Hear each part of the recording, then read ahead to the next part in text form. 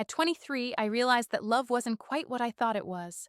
Growing up, love was always a concept wrapped in fairy tales, rom-coms, and romantic novels.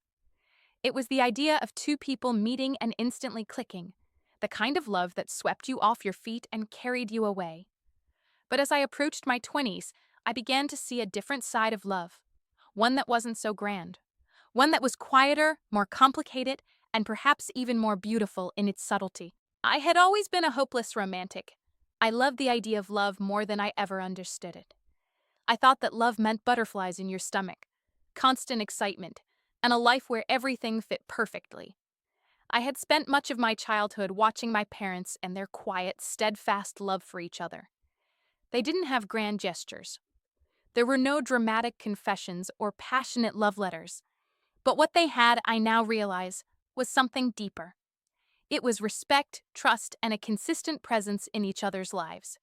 They didn't always agree on everything, and they weren't always perfect. But they made it work. That was love I came to understand. Not perfection, but a deep connection that weathered the storms of life. I didn't see that in myself, though. I wanted the whirlwind romance. I wanted something to sweep me off my feet and make me feel like I had found my soulmate.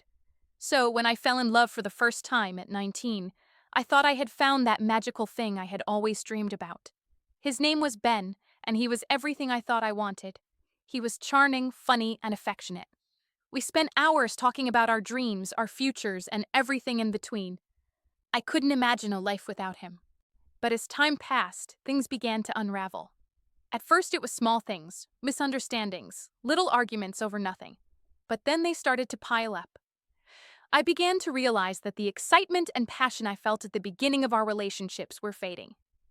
Ben was still the person I'd fallen in love with, but I wasn't the same person anymore. I had changed, or perhaps I was finally seeing the parts of myself that I had been hiding. I had spent so much of my life focusing on the idea of love, the fantasy of it, that I had never really stopped to ask myself what I needed from a relationship. What was I really looking for? It wasn't that Ben wasn't a good person. He was, in many ways, everything I could have wanted. Kind, loyal, and supportive. But the relationship started to feel suffocating. We had different visions for our future, and we were at different places in our lives. Ben was content with the way things were, while I felt restless, like I needed something more. I needed to explore, to grow, to discover who I was outside of our relationship. It took me a while to admit it to myself, but I realized that I had fallen in love with the idea of being in love, not necessarily with the person in front of me. Breaking up with him was one of the hardest things I had ever done. I felt like I was letting go of something that had once been so important, so real, but it wasn't the same anymore. I was no longer the person I had been when I first met him.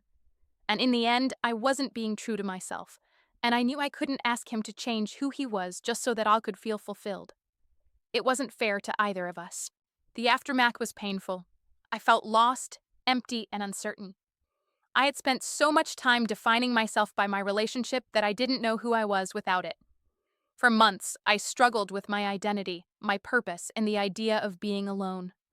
I was scared of the silence, scared of being by myself, and scared of facing the fact that I didn't have all the answers. During that time, I did a lot of soul searching. I spent more time with my friends, who had always been supportive but never really pushed me to open up. They saw me as a person who had it all together, who knew what she wanted, but they didn't know the depths of my insecurities. I wasn't sure if I was ever going to get over the pain of the breakup, but as time went on, I started to realize something. I had been so focused on finding love outside of myself, on looking for someone else to fulfill me, that I hadn't stopped to consider the most important relationship I had, the one with myself. It wasn't an easy realization to come to. I had always believed that love was something that came from another person, something that completed me. But slowly, over the course of several months, I began to understand that I had to learn to love myself first. I needed to take care of my own heart, to rebuild my self-esteem, and to stop relying on others to give me the validation I had been seeking for so long. Through therapy, journaling, and spending time alone, I learned to appreciate my own company. I started to rediscover the things that brought me joy before I had been swept up in someone else's world. I took up painting again, something I had loved as a child but had abandoned in my teenage years. I spent weekends hiking in nature, rediscovering the beauty of the world around me. I started focusing on my career, putting energy into my goals, and realizing that I was capable of achieving so much more than I had ever given myself credit for. I started to build a life that was my own, independent of any romantic relationship. But despite the progress I had made, there were still moments when I thought about Ben. I wondered if I had made a mistake, if I had walked away from something that could have been good. I doubted myself at times, wondering if I had made the right choice. But deep down, I knew that I couldn't keep holding on to a relationship that wasn't aligned with the person I was becoming. Then one day, I met someone new. His name was Jack, and he was different from anyone I had ever dated. He wasn't flashy or charming in the way that Ben had been, but he had this calm, steady presence about him that immediately put me at ease. We spent hours talking about everything and nothing, sharing our hopes, fears, and dreams. For the first time in a long time, I felt like I could just be myself around someone. And as we got to know each other more, I realized that I was no longer seeking validation. I wasn't looking for someone to complete me. I was looking for someone to share my life with, to be a partner in every sense of the word. Jack didn't overwhelm me with grand gestures or promises of forever. Instead, he showed me kindness, patience, and respect. He didn't expect me to be perfect, and he didn't try to fix me. He simply accepted me for who I was, flaws and all.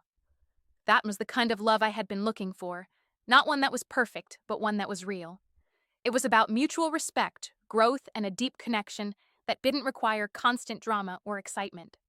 Through my relationship with Jack, I learned that love isn't about finding someone who makes you feel complete. Love is about finding someone who accepts you as you are, someone who encourages you to grow, and someone who loves you not just for your strengths, but for your weaknesses too. Love is about respect and partnership, and it's about learning how to navigate life together, with all its highs and lows. Now, at 23, I understand that love is not a fairy tale. It's messy, complicated, and sometimes painful. But it's also beautiful in its imperfection. Love is not about finding someone to complete you.